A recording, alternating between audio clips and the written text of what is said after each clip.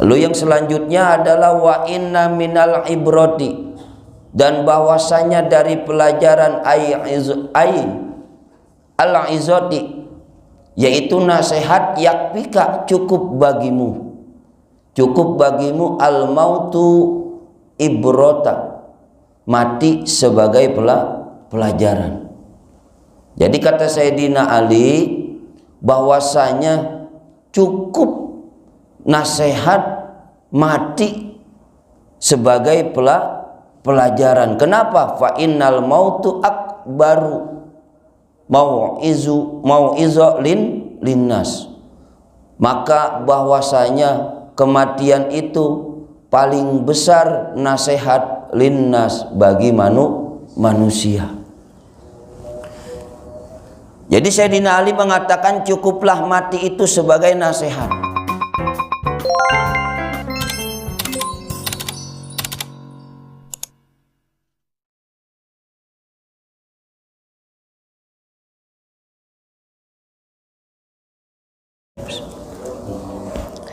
Assalamualaikum warahmatullahi wabarakatuh.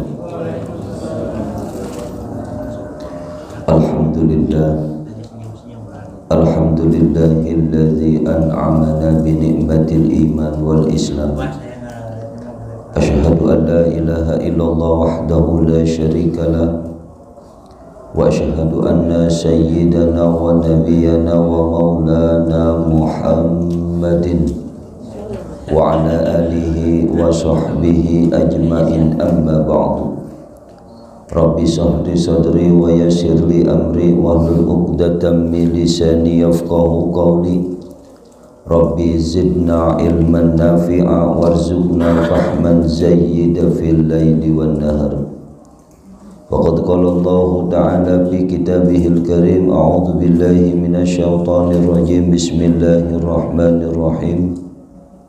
Yarfa'illahu alladhina amanu minkum walladhina utul ilma darajah. Wa qala an-nabiyyu sallallahu alaihi wasallam, man kharaja fit talabil ilmi fahuwa fi sabilillahi hatta yarji'a. Shadaqallahul azim wa shadaqa rasuluhun nabiyul habib. Wa nahnu ala dzalika minasy syahidin wa syakirin walhamdulillahi rabbil alamin. Yang saya hormati dan muliakan Al-Mukarram Ketua DKM Ustadz Bapak Haji Haidir, para sesepuh, para tokoh masyarakat, para asatiz, Bapak Ibu yang tidak bisa saya sebutkan namanya satu persatu, namun semua itu tidak mengurangi rasa hormat dan mahabbah saya untuk semuanya. Kita bersyukur kehadirat Allah Subhanahu wa ta'ala.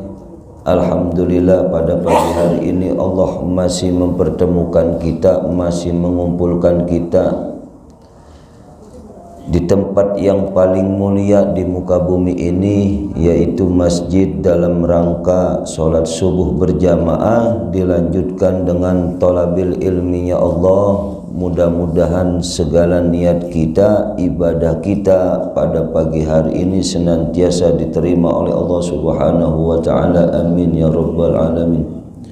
Salawat serta salam tak lupa pula kita sanjungkan kepada junjungan kita baginda besar Nabi Muhammad sallallahu alaihi wasallam. Mudah-mudahan kita yang berkumpul di tempat yang mulia ini senantiasa diakui oleh baginda Rasul sebagai umatnya, dan kelak di yaumil kiamah nanti kita mendapatkan syafaatul uzma dari baginda besar Nabi Muhammad sallallahu alaihi wasallam.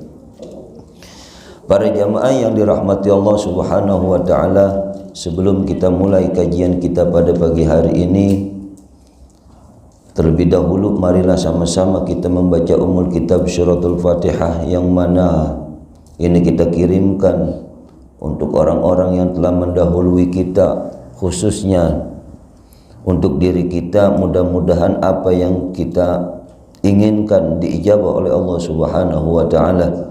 Ala hazihi niyya wa ala kulli niyatin salihah ila hadratin nabil mustafa rasulillah Muhammadin sallallahu alaihi wasallam وعلى آله وأزواجه وأولاده وذريته وأهل بيته الكرام شيء لله لهم الفاتحة.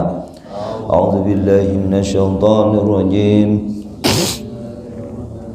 الحمد لله رب العالمين الرحمن الرحيم مالك يوم الدين إياك نعبد وإياك نستعين اهدنا الصراط المستقيم صراط الذين أنعمت عليهم غير المغضوب عليهم ولا الضالين اغفر لنا ولوالدينا آمين. Bismillahirrahmanirrahim.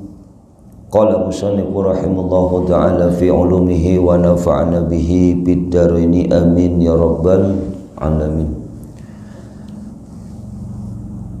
Bismillahirrahmanirrahim. Wal maqalatul khamisatu an Ali radhiyallahu an karamallahu wajha. Inna min ni'amid dunya yakfikal islamu ni'matan fa inna a'zama ni'amillahi lil 'abdi ikhrajuhu lahu minal adami ilal wujudi wa akhrajahu minaz zulumatil kufri ilan nuril islam. Makalah yang kelima ini disampaikan oleh Sayyidina Ali karamallahu wajha.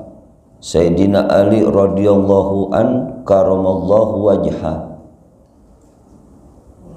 Jadi nasihat pada pagi hari ini disampaikan oleh Sayyidina Ali radhiyallahu an karamallahu wajha. Jadi kita harus tahu nih kenapa diberikan dijuluki karamallahu wajha. Bahwa Sayyidina Ali karamallahu wajha ini dari kecil sampai beliau masuk Islam itu enggak pernah yang namanya wajahnya ini dipakai untuk nyembah berhala. Makanya Sayyidina Ali diberikan dijuluki karamallahu wajha, dimuliakan wajahnya, karena memang dari kecil sampai besar sampai memeluk agama Islam, Sayyidina Ali enggak pernah wajahnya untuk menyembah berhala, maka diberi julukan karamallahu wajha.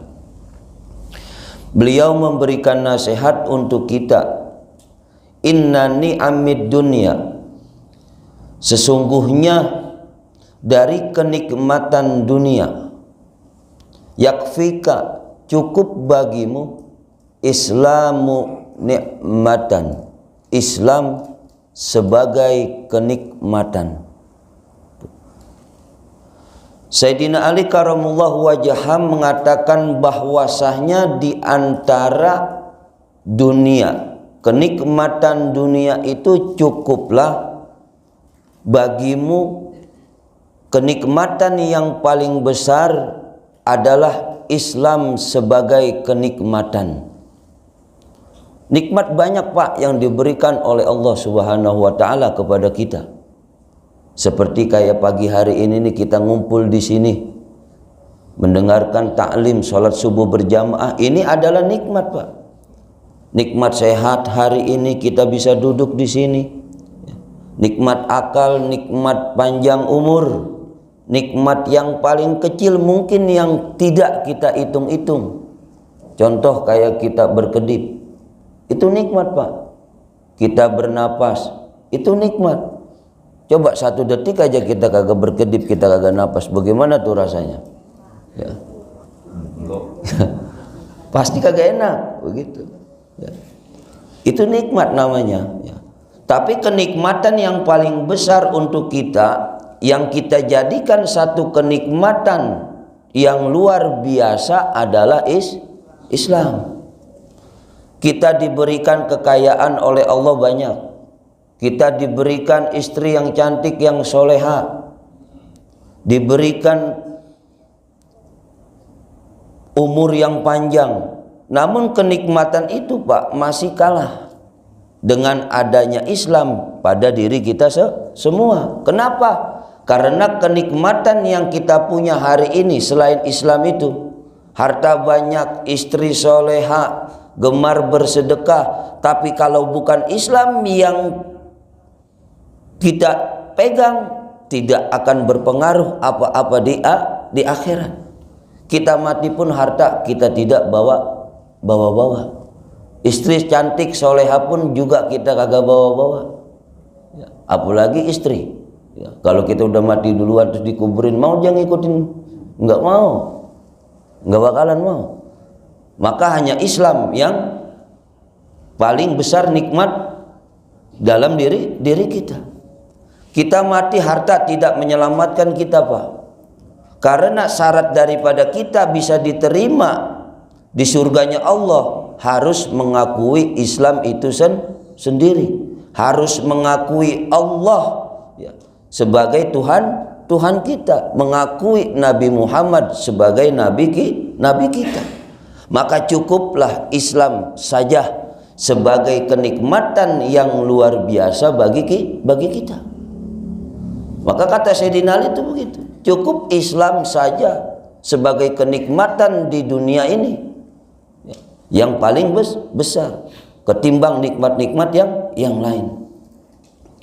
Lalu kemudian yang selanjutnya, fa inna a'zamani amillah, maka bahwasanya kenikmatan paling besar lil abdi bagi seorang hamba, ikhrajuhu mengeluarkannya Allah lahu atasnya hamba minal abdi dari tidak ada ilal wujudi menjadi ada.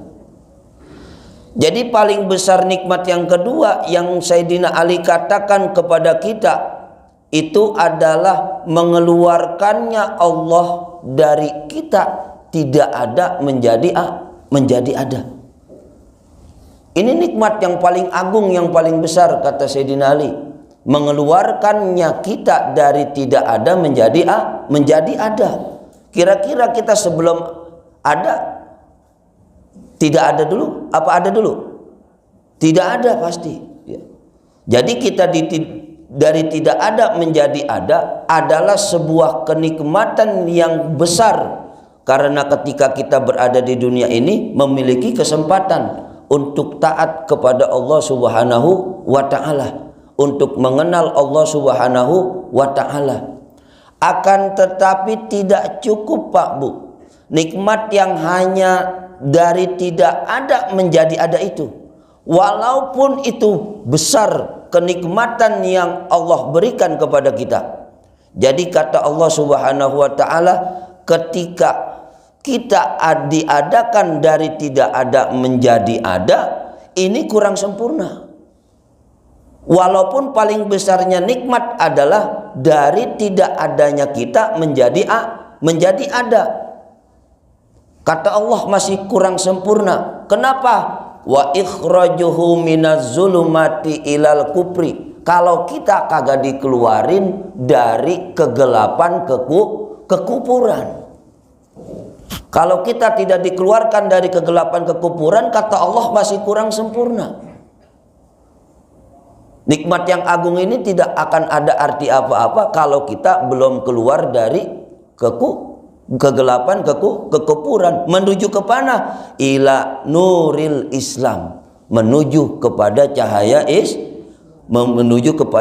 Islam. Baru tuh dikatakan kita sempurna tuh ya, ketika kita sudah menuju kepada cahaya Islam. Bagaimana Pak kita mendapatkan cahaya Islam? Dengan banyak mendengarkan pengajian ya, mengikuti pengajian.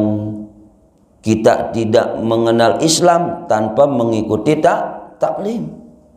Enggak bakal kita mengenal Islam kalau bukan kita banyak ngaji. Karena Pak, kita bukan Nabi Adam Pak, yang diberikan sama Allah dimasukkan ke dalam akal sehat kita sehingga kita bisa mengetahui hal-hal yang diajarkan oleh Allah Subhanahu wa Ta'ala. Begitu. Enggak bakalan kita bisa mengenal Islam, bisa memahami Islam dengan tanpa kita taklim. Mengapa? Karena Imam Syafi'i karamallahu wajhah radhiyallahu wajhah, sebagai mazhab yang kita pegang, beliau mengatakan man kharaja dunia fa alaihi bil ilmi Waman aradal akhirah fa alaihi bil ilmi, waman aradahuma fa alaihi bil ilmi. Jadi kata Imam Syafi'i mengatakan man aradad dunya fa alaihi bil ilmi, barang siapa orang yang menginginkan dunia maka hendaklah dia dengan ilmu. Waman aradal akhirah fa alaihi bil ilmi, barang siapa juga orang yang menginginkan akhirat fa alaihi bil ilmi, hendaklah dia juga dengan ilmu. Waman aradahuma, dan barang siapa orang yang mau dua-duanya fa alaihi bil ilmi, dengan hendaknya dia berilmu. Jadi kita hidup di dunia pengen dunia pakai ilmu, kita pengen akhirat juga pakai ilmu. Sama bagaimana kita bisa mengenal Islam kalau kagak pakai ilmu. Karena hidup di dunia ibadah sama Allah, kalau kagak ada ilmunya mardudun, udah pasti ditolak oleh Allah Subhanahu wa ta'ala. Kita bisa baca, bisa tulis karena ilmu, bukan karena kita hidup sendiri, bukan, tapi karena ilmu. Ya, para jamaah yang dirahmati Allah Subhanahu wa ta'ala, jadi kita harus mengikuti banyak taklim. Jangan cuma kita mengatakan kita Islam tapi kita tidak jalanin apa itu Islam. Kita tidak mengenal apa itu Islam. Apalagi masjid banyak, Pak, musola banyak, yang ngadain taklim banyak. Kadang-kadang kita makan lewat dong begitu. Nah, kalau begitu tuh wajib dipertanyakan itu, ya. Hatinya sakit apa sehat, begitu tuh. Kalau ada taklim cuma lewat doang, kagak masuk, kagak ngikut taklim. Kenapa? Karena dengan kita banyak taklim, kita mengaji, kita akan mengenal Islam. Maka kata Sayyidina Ali, cukuplah Islam saja menjadi kenikmatan yang besar di dunia ini, dan mengeluarkannya dari kita tidak ada menjadi ada, dan mengeluarkan kita dari kegelapan kekufuran menuju kepada cahaya Islam. Tuh kata Sayyidina Ali. Yang selanjutnya, wa inna minas sugli yakfika at-ta'atu suglan. Wa inna minas sugli, dan bahwasanya dari pekerjaan, yakfika cukup bagimu, kata Sayyidina Ali, at-ta'atu apa taat, suglan sebagai kesibukan. Sebagai kesibukan. Kenapa kok bisa dikatakan seperti itu? Fata'atillahi ta'ala a'zamal istighol. Maka adapun taat kepada Allah Subhanahu wa ta'ala adalah kenikmatan yang paling besar istagol dari pekerjaan kita, dari kesibukan kita. Begitu. Jadi Sayyidina Ali mengatakan cukuplah taat kepada Allah itu dijadikan kesibukan kita, Pak, Bu. Bukan berarti kita tidak harus bekerja. Kerja mah tetap, ya. Kerja mah harus. Hanya saja Islam itu menuntut setiap pekerjaan baik kita lakukan itu niat karena Allah Subhanahu wa ta'ala. Maka apa yang disebut dengan taat? Nah, ini kita harus tahu. Kita cuma tahu taat itu apa, Pak? Tunduk. Taat itu apa? Patuh. Benar nggak begitu? Jadi di dalam tasawuf itu, Pak, Bu, amal itu gerak hati ataupun geraknya badan, gerak sedikit saja, ini bisa menjadi amal. Nah, ini yang dinamakan taat. Jadi gerak hati, gerak badan, apapun yang bisa menjadi amal, itu namanya taat. Kayak sekarang nih, kita dari rumah niatin mau ke masjid, kita pakai baju, pakai kopiah, ini namanya udah taat. Karena melakukan gerakan-gerakan di dalam kebaikan. Maka ini yang dikatakan taat. Jadi gerak hati ataupun geraknya badan sedikit saja ini menjadi amal, maka sudah dianggap kita ini taat kepada Allah Subhanahu wa ta'ala, ya. Kita megang apapun itu amal, maka dibilang taat. Satu kancing aja nih yang kita pakai buat menuju ke masjid ini disebut amal dan disebut taat kepada Allah Subhanahu wa taala ketika kita niatkan untuk taat kepada Allah, sehingga apapun yang kita lakukan akan dihisab oleh Allah. Maka hati kita gerak, tangan kita bergerak, kaki kita bergerak, apapun yang ada di dalam anggota kita nih bergerak akan dihisab oleh Allah Subhanahu wa taala. Nah, ini yang dikategorikan taat. Ketika kita melakukan kebaikan, maka itu yang dianggap taat dan akan mendapatkan sebuah pahala. Namun ketika gerak tubuh kita, niat kita, anggota kita niatkan untuk maksiat, maka dikatakan tidak taat. Jadi segala amal-amal kebaikan yang kita lakukan itu disebut dengan taat. Contoh, kita mencari rezeki untuk menafkahi istri kita, lalu kemudian untuk mendapatkan harta kita niatkan di situ untuk bersedekah ketika kita punya harta. Nah, ini yang disebut dengan amal, yang disebut dengan taat. Maka cukup kesibukan taat kita jadikan sebuah kesibukan. Kerja tetap kita niatin dari rumah datang ke kantor, ya. Lalu di kantor kita kerja, ya, untuk mencari nafkah istri kita. Nah, itu udah sebuah kesibukan namanya. Tapi kita tanamkan di dalam hati kita untuk taat tetap kepada Allah Subhanahu wa taala. Karena ini yang penting. Ya, ini yang penting. Jangan kita bilang taat doang, tapi kita tidak memahami apa itu makna taat. Maka sedikit saja kita bergerak, tangan kita bergerak, kaki kita bergerak, hati kita bergerak, kemanapun bergerak, itu akan dihisab oleh Allah Subhanahu wa ta'ala.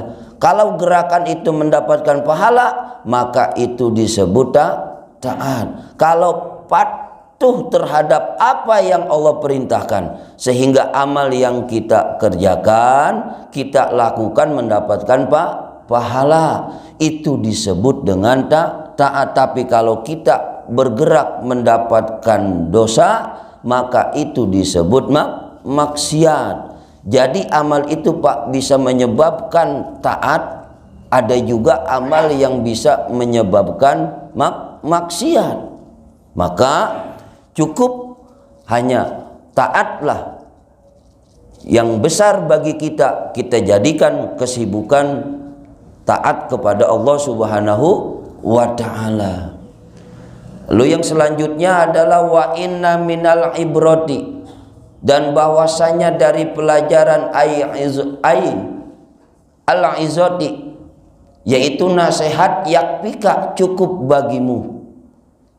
bagimu al-mautu ibrota, mati sebagai pelajaran. Jadi kata Sayyidina Ali bahwasanya cukup nasihat mati sebagai pelajaran. Kenapa? Fa innal mautu akbaru mau'izu linnas. Maka bahwasanya kematian itu paling besar nasihat linnas bagi manusia. Jadi Sayyidina Ali mengatakan cukuplah mati itu sebagai nasihat bagi kita semua. Ya. Maka begini Pak, mungkin kita mendengar nasihat kayak Bapak nih, mungkin dengerin saya ngomong begini nih, nasihat begini bisa didengerin, bisa juga masuk di hati, bisa juga kagak. Bener gak? Nih begini nih bisa masuk di hati juga bisa juga kagak. Ya. Ini yang saya sampaikan begini bisa masuk ke dalam hati, bisa tidak. Tapi Pak, ketika kematian kita lewat kuburan nih, ada tetangganya mati, ya, ada tetangganya mati, hatinya tidak hidup, tidak mengambil pelajaran dari kematian itu, maka perlu dipertanyakan itu Pak hatinya. Perlu dipertanyakan. Mungkin ustadz-ustadz yang kemarin pada ngomong, ya pada ngajar, ada yang bisa masuk ke dalam hati kita, ada yang kagak. Tapi kalau kita mendengar ada kematian, hatinya tidak tersentuh, hatinya tidak hidup, berarti harus dipertanyakan ini Pak hati. Hatinya ini hidup atau sakit, sehat atau sakit. Itu harus dipertanyakan itu. Kenapa? Karena yang namanya manusia hidup di alam dunia ini pasti mati. Jadi ketika ada kematian kita tidak tersentuh hati kita, maka perlu dipertanyakan itu hati. Itu hatinya sehat atau sakit. Ya. Mengapa? Karena kita mengambil pelajaran dari kematian itu. Maka perlu dipertanyakan hatinya. Apa itu hatinya sehat atau sakit? Atau hatinya mati? Sehingga tidak mengambil ibroh dari kematian. Artinya apa Pak? Manusia Pak tidak akan pernah hidup selamanya. Manusia itu ada di mana saatnya kita akan meninggalkan dunia dan akan berjumpa dengan Allah Subhanahu wa Ta'ala. Dan berjumpa dengan Allah itu tidak semudah yang kita bayangkan. Harus kita persiapkan. Sebagaimana Abu Bakar As-Siddiq mengatakan, man dakhalal qabra bila zadin paka'anna ma raqibal bahra bila sapinatin. Ya. Artinya apa? Ketika kita masuk ke dalam kubur, meninggal dunia, namun kita tidak membawa bekal, maka bagaikan kita mengarungi lautan tidak pakai perahu. Berarti itu amal sangat penting. Maka kita harus persiapkan di alam dunia ini amal kita. Harus kita pertimbangkan gerak-gerak tubuh kita. Ya. Maka ketika ada kematian tidak tersentuh hatinya, perlu dipertanyakan hatinya tersebut. Maka kata Sayyidina Ali, cukuplah kematian dijadikan sebuah ibroh atau pelajaran untuk kita semua. Mengapa? Karena memang penting ini, yang namanya kematian ini. Kita tidak bakalan pernah hidup selamanya. Kita bakalan meninggal dunia. Sebagaimana dikatakan kullu nafsin za'iqatul maut qalu inna lillahi wa inna ilaihi raji'un. Setiap apa-apa makhluk yang hidup di alam dunia ini pasti meninggal dunia, pasti akan mati dan akan kembali kepada Allah Subhanahu wa Ta'ala. Sedangkan perjalanan akhirat itu panjang perjalanannya ketimbang perjalanan di dunia. Di dunia ada batasnya. Paling lama umur 80, paling panjang 100. Tapi kalau di akhirat kita tidak tahu. Di alam kubur kita tidak tahu berapa lama, berapa panjang. Ya. Maka kata Sayyidina Ali, cukuplah ya, kematian menjadi ibroh, menjadi pelajaran untuk kita semua. Begitu ya. Yang selanjutnya adalah wal maqalatu sadisatu. Maqalah yang keenam. An Abdillah bin Mas'ud radhiyallahu an. Dari Abdillah bin Mas'ud radhiyallahu an, beliau memberikan nasihat kepada kita, kam min mustadrajin, berapa banyak dari orang yang terpedaya, berapa banyak dari orang yang terpedaya. Maksudnya bagaimana? Ay makhuzin qalilan, yang diambil sedikit demi sedikit, bin ni'mati, dengan kenikmatan, bi aksariha, banyaknya kenikmatan, alaihi, atas orang yang mustadrajin. Artinya apa? Berapa banyak orang yang terpedaya dengan kenikmatan yang banyak yang Allah berikan kepada kita. Terkadang begini, ketika kita susah kita berdoa, kita pengen apa? Senang. Sampai-sampai setiap sholat kita bacanya apa? Allahumma agdina bihalalika, ya. Amang siwang, ya. Sampai-sampai kita baca doa selamat tuh. Allahumma inna nas'aluka salamatan fidin wa afiatan fil jasad wa ziyadatan fil ilmi wa barokatan fil rizki. Ya, pengen berkah rezekinya. Ini berapa banyak orang yang terpedaya dengan kenikmatan yang Allah berikan kepada kita. Ketika kita hidup susah, pengen hidup senang. Udah dikasih senang, kita lupa sama yang ngasih. Banyak nggak yang begitu? Banyak. Kita belum punya mobil, pengen punya mobil. Giran udah punya mobil, itu mobil dipakai ngayap mulu, bukan dipakai buat berdakwah, bukan dipakai buat yang bermanfaat. Buat ngelancong mulu. Itu mobil. Kita dikasih rumah besar, kita dikasih harta yang banyak, tapi kita lupa sama yang ngasih. Maka berapa banyak orang yang terperdaya dengan kenikmatan yang Allah berikan. Padahal kita tahu, Pak, yang namanya Allah ngasih kenikmatan banyak, kekayaan banyak, harta banyak, hati-hati. Jangan kita anggap itu enak, belum tentu. Bisa jadi itu istijrah. Kenikmatan tapi dibungkus dengan siksaan. Kalau kita tidak bisa mengendalikan harta tersebut. Kalau kita tidak bisa memanfaatkan atau menggunakan harta yang banyak yang Allah berikan kepada kita. Begitu. Ya jangan jauh-jauh lah. Orang non-muslim banyak nggak yang kaya? Banyak. Karena memang itu diberikan nama Allah dengan sifatnya Allah Ar-Rahmanur Rahim. Sengaja memang Allah kasih. Tapi padahal itu adalah istijrot. Adalah kenikmatan yang dibungkus dengan siksaan. Begitu. Maka wajar kalau mereka pada kaya. Nah, kalau bisa kita jangan seperti itu. Maka berapa banyak orang yang terpedaya dengan kenikmatan yang diberikan oleh Allah yang banyak. Maka jangan sampai harta yang kita punya kita tidak gunakan dengan sebaik-baiknya untuk ibadah dan taat kepada Allah. Jangan sampai kita salah jalan untuk menggunakan harta yang diberikan oleh Allah Subhanahu wa taala.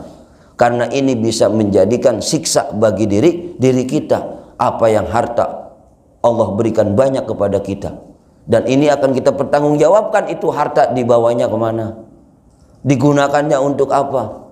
Maka berapa banyak ketika ada orang yang susah diberikan kekayaan, lalu dia lupa kepada yang memberi. Saking apa? Terpedaya dengan kenikmatan yang diberikan oleh Allah yang banyak. Begitu. Lalu yang selanjutnya, wakam min maftunin. Berapa banyak atas orang yang terfitnah.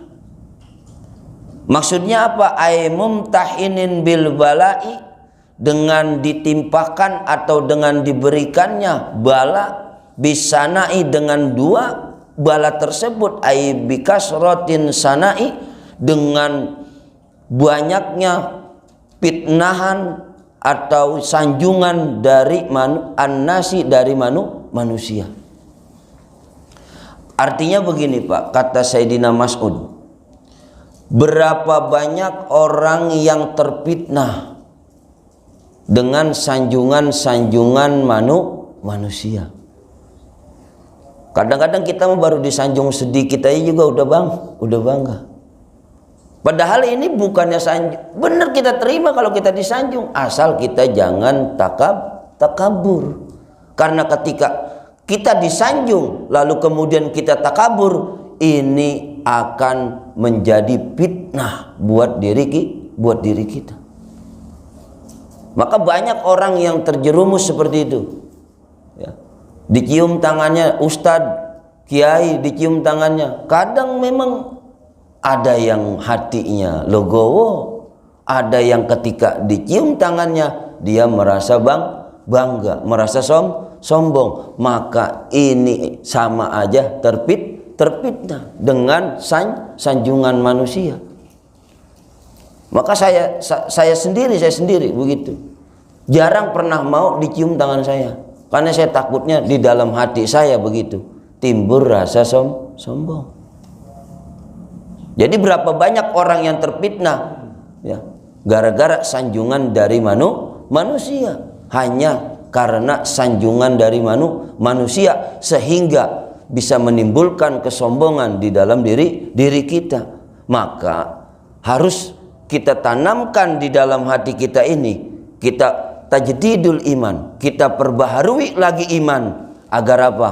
Agar hati kita selalu bercahaya dan mudah untuk masuk nur, cahaya Allah, nurullah, cahaya Allah Subhanahu wa ta'ala. Maka ini yang paling harus kita utamakan ya. Jadi boleh kita menerima sanjungan, asal jangan sampai kita sombong. Maka ketika kita menerima sanjungan lalu kita sombong, itu sama lagi terfitnah. Kita lagi terfitnah, kita lagi difitnah oleh Allah Subhanahu wa ta'ala dengan menimpakan dua bala, dua masalah, dua ujian atau dua cobaan yang akan diberikan sama Allah Subhanahu wa ta'ala. Ketika kita mendapatkan sanjungan, kita jadi orang yang sombong dan takabur. Begitu. Yang selanjutnya, wa kam min magrurin, dan berapa banyak orang yang tersakiti, aimat a'inna qalbihi fid dunya. Maksudnya adalah berapa banyak orang yang merasa tersakiti hatinya ketika dia berada di dalam dunia, wago fala anal akhirah, dan gelap di dalam akhiratnya. Ketika kita menerima kebaikan-kebaikan orang, akan tetapi kita tidak bisa mengucapkan rasa terima kasih kepada orang tersebut, maka hatinya akan dijadikan gelap di dunia maupun sampai akhirat. Maka ketika kita diberikan sama orang, kita dibaikin sama orang, harus dan wajib hukumnya kita mengucapkan terima kasih. Karena ketika kita tidak mengucapkan rasa terima kasih, maka hati kita ini akan digelapkan di dunia sampai akhirat. Karena apa? Allah paling menyukai hablum minan nas, khairun nas anfa'ulin linnas. Allah paling menyukai kepada orang-orang yang saling membantu, yang bisa bermanfaat untuk manusia lain. Namun di sini kita harus ingat ya, apa yang diberikan oleh sesama harus kita ucapkan terima kasih. Jangan sampai kita tidak mengucapkan terima kasih, karena ketika kita tidak mengucapkan terima kasih, itu akan menjadikan hati kita gelap di dunia maupun di akhirat. Tuh kata Sayyidina Mas'ud, kata Abdillah bin Mas'ud. Harus kita perhatikan itu. Terkadang banyak ya, zaman sekarang orang diberi, orang dikasihani, tapi tidak mengucapkan terima kasih kepada yang memberi ya. Karena Allah paling suka kepada orang-orang yang hablum minan nas ketimbang hablum minallah. Allah lebih menyukai kepada orang yang saling membantu ketimbang kita lebih khusyuk kepada Allah Subhanahu wa ta'ala. Begitu.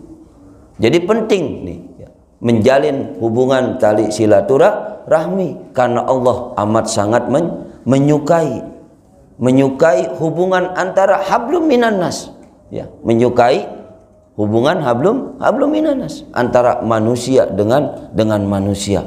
Karena ketika kita rajin menjalin hubungan tali silaturahmi, yang pertama yang akan kita dapatkan adalah rezekinya lancar, umur kita panjang. Tuh kalau kita rajin menjalin hubungan tali silaturahmi si tali silaturahmi. Maka inilah yang Allah sukai. Cukup? Wallahu a'lamu bishawab.